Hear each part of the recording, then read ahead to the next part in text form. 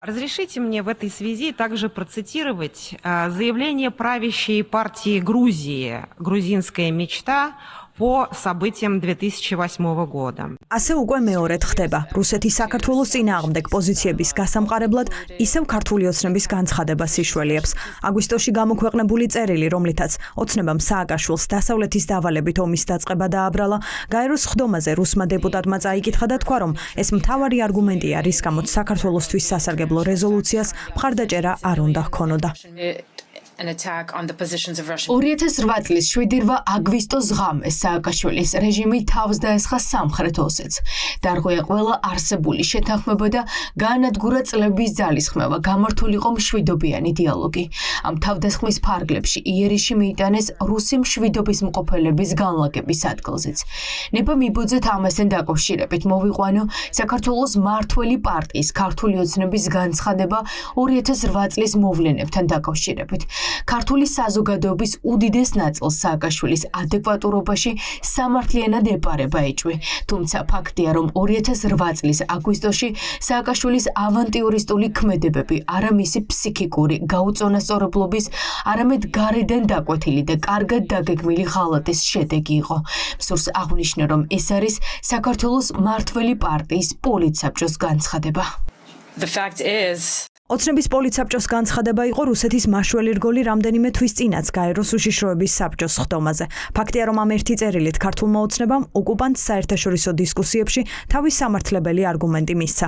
თუმცა მცდელობა ამ ეტაპზე უშედეგოა. საერთაშორისო საზოგადოება ომში მხოლოდ ერთ დამნაშავეს ხედავს და ამიტომ დევნილთა სტატუსის შესახებ რეზოლუციას იმაზე მეტი მხარდაჭერა ჰქონდა ვიდრე გასულ წელს. სხვათა შორის მხარდამჭერებს შორის ტრადიციულად არ ყოფილა ივანიშვილის პარტიის მეგობარი სახელმწიფოები, ჩინეთი და გაერთიანებული არაბთა საემიროები. როდესაც ივანიშვილის მთავრობის ამოცანაა, რომ შეცვალოს ქვეყნის საგარეო პოლიტიკური დასავლური კურსი, შესაბამისად ეს ნიშნავს, რომ ბრუნდები, აქვეა რუსეთის მინიმუმ რუსეთის გავლენის სივრცეში, ხო თუმცა ჭაობში არა ბოლომდე.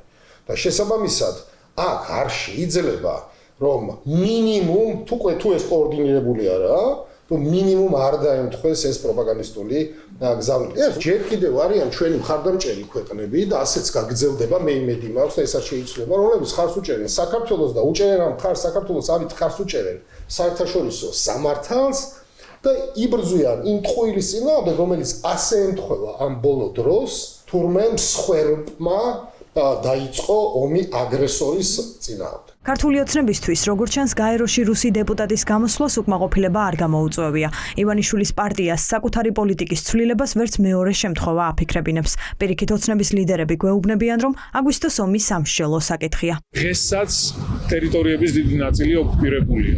ეს არის უდიდესი პრობლემა და ყველა ის ადამიანი, ვინც ამას ხელი შეუწყო, თავიანთი პოლიტიკური ქმედებებით, გადადგმული ნაბიჯებით, რა თქმა უნდა, ყველა უნდა დაისაჯოს და მოყვეს რეაგირება. რუსეთი იყენებს ბატონ გახანდების განცხადებებს მის სასარგებლოდ. რეალობაზე უნდა ვისაუბროთ, უნდა გაირკვეს რა იყო. სანამ თქვენ მოусმენთ გაეროს ხდომებს, მანამდე ჩართეთ დროებით საგამოძიებო კომისია, იმას მოусმინეთ, იქ არგუმენტირებული მტკიცებულებებზე დამყარებული ფაქტები გაანალიზეთ. დავით მათიკაშვილის მიერ ნახსენების საგამოძიებო კომისია და მისი შედეგები, რაც წინასწარვე პროგნოზირებადია, მალე სავარაუდოდ დამატებითი არგუმენტი იქნება რუსეთისთვის საქართველოს ომში დასადანაშაულებლად. ამ ყველაფერს ქვეყნის ინტერესების ღალატად მიიჩნევს ოპოზიცია, რადგან ფიქრობს, რომ პოლიტიკური განცხადებები საბოლოოდ სუვერენიტეტის პრობლემას შექმნის. არ არის გამორიცხული ოკუპირებული ტერიტორიების არაღიარების პოლიტიკას ზიანი საქართველოს ხელისუფლებისვე განცხადებებმა მიაყენოს. რუსეთს აღარ სჭირდება არავის ციტირება გარდა საქართველოს დღევანდელი მმართველი პოლიტიკური ძალისა იმისთვის, რომ გაამყაროს საკუთარი პოზიციები, რაც შეეხება ჩვენი ტერიტორიების ოკუპაციას, ანექსიას. საბჭოება მრჩება და ეს ალბათ სწორიცაა ამ შემთხვევაში, ისინი არ მოქმედებენ მხოლოდ თავისით ამ შემთხვევაში და ეს არის რუსეთიდან ნაკარნახევი პირდაპირ. ეს არის სწორედ რუსეთის ინტერესების გატარება ამ შემთხვევაში. საგარეო საქმეთა სამინისტრო გაეროს ხდომაზე მიღებულ რეზოლუციას განცხადებით გამოეხმაურა, თუმცა მაკა ბოჭორიშვილის უწყების წერილში არაფერია ნათქვამი რუსეთის პოზიციაზე და მით უმეტეს იმაზე, რომ ამ პოზიციის გამყარებაში ოკუპანტს თავად დაეხმარნენ.